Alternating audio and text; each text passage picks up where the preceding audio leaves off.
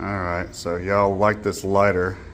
Found the reason it's not opening is because it's been a little bit. We're going to throw it in the sonicator and see if we can't clean it up first and get the lid open.